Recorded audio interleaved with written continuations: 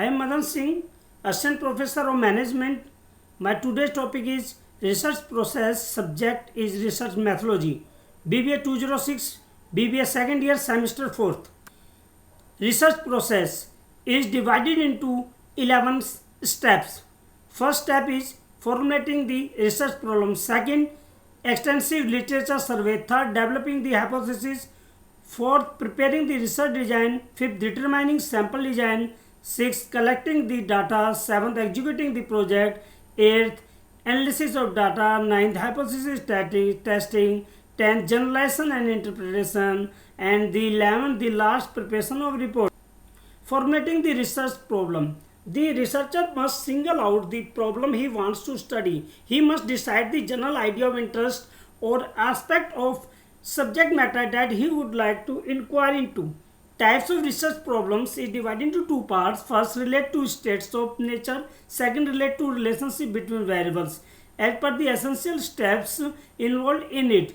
First, understanding the problem thoroughly. Second, rephrasing the same into meaningful terms from an analytical point of view to formulate the research problem.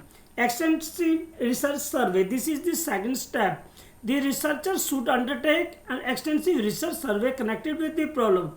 Academic journals, conference proceedings, government reports, books, etc. must be tapped depending on the nature of the problem. There are studies, if any, which are similar to the study in any should be carefully studied. A good library be a great help to this at this point.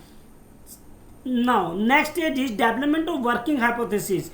After extensive literature survey, researchers should state in clear terms the working hypothesis or hypothesis. Working hypothesis is tentative assumption made in order to draw out test logical or empirical consequences.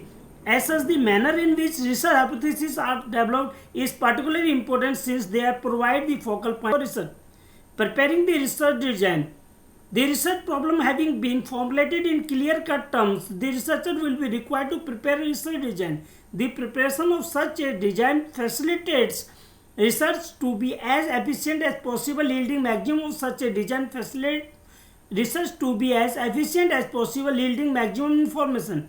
Research purposes may be grouped into four categories. First, exploration. Second, description. Third, diagnosis. And the last one, experimentation.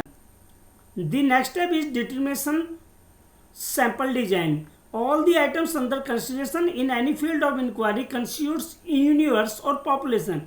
The researcher must decide the way of selecting a sample or what is popularly known as the sample design. A sample design is a definite plan determined before any data are actually collected for obtaining a sample from a given population. Probability samples are those based on the simple random sampling, systematic sampling, stratified sampling, cluster or area sampling. Non-probability samples are those based on convenience sampling, judgment sampling, and quota sampling.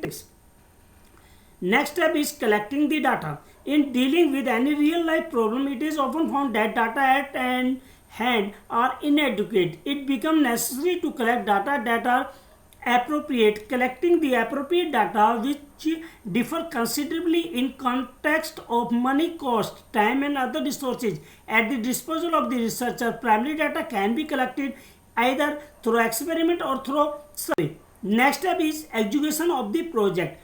Execution of the project is a very important step in the research process. If the execution of the project proceeds on correct lines, the data to be collected would be inadequate and dependable. The researcher should be that the project is executed in a systematic manner and in time. If the survey is to be conducted by means of structured questionnaires, data can be readily machine processed. If the data are to be collected through interviewers, arrangements should be made for proper selection and training of the interviewers. Next step is analysis of data. After the data have been collected, the researcher turns to the task of analyzing them. The analysis of data requires a number of closely related operations such as estimation of categories, the application of these categories to raw data through the coding, tabulation, and then drawing statistical inferences.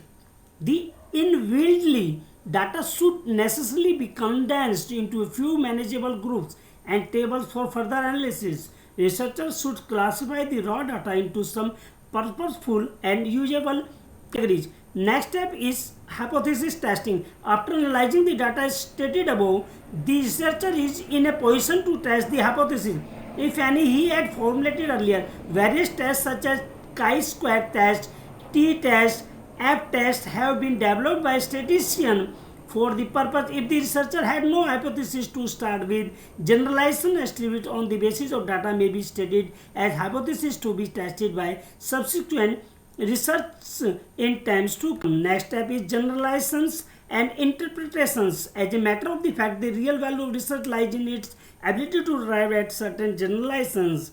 If the researcher had no hypothesis to start with, they might to explain his findings on the basis of some theory. It is known as interpretation. The process of interpretation may quite often trigger off new questions, which in turn may lead to further research. Finally, the researcher has to prepare the report of what has been done.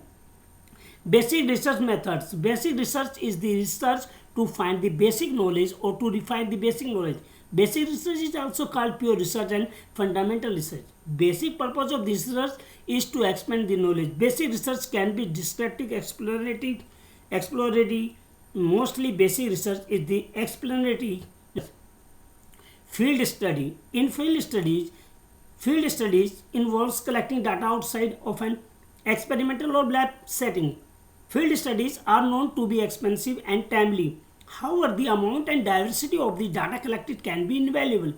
Methods of field research.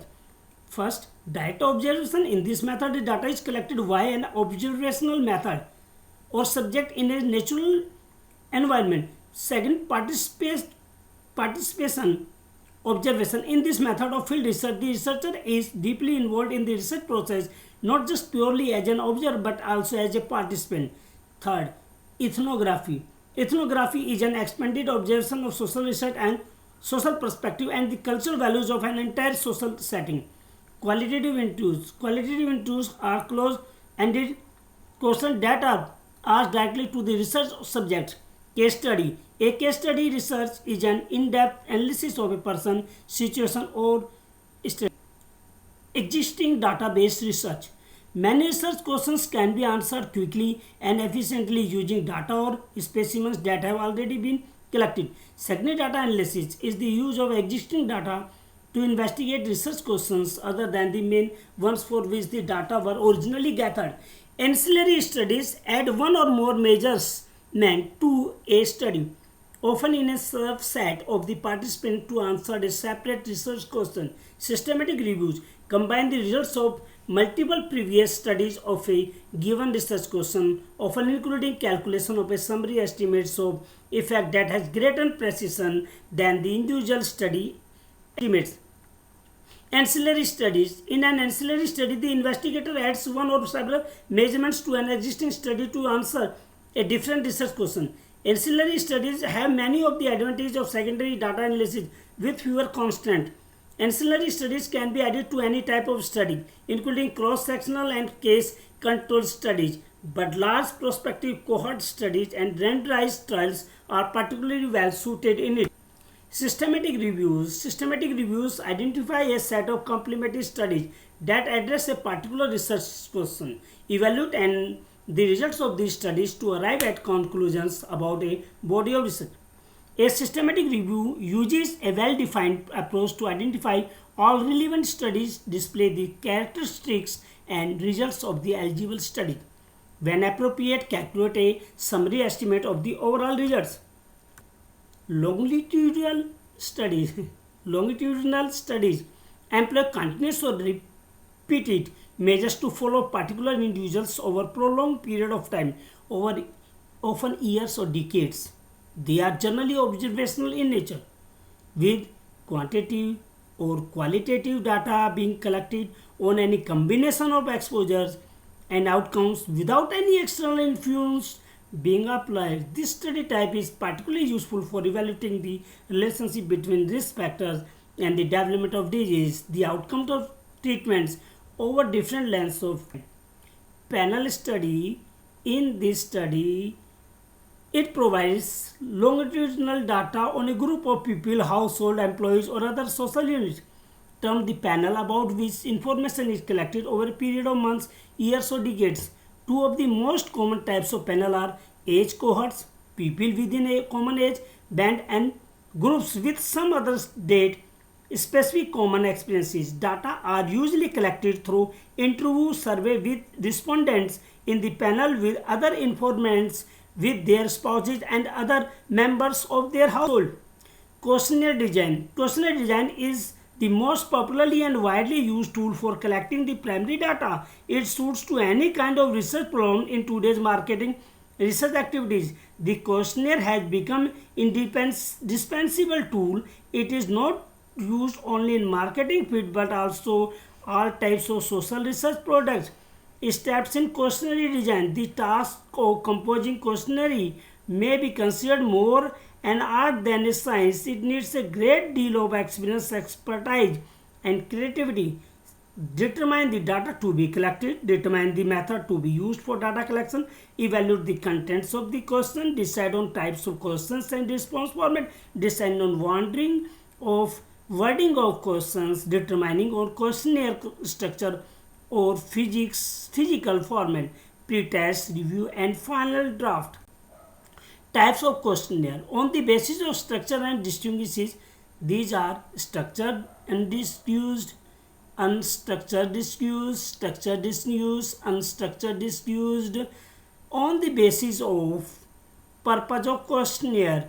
Questionnaire for personal interview, questionnaire for telephone interview, questionnaire for mail interview. On the basis of administration, into administrative questionnaire, self-administrative questionnaire. On the basis of type of question, there are two types of questionnaire: simple questionnaire and multiple questionnaire.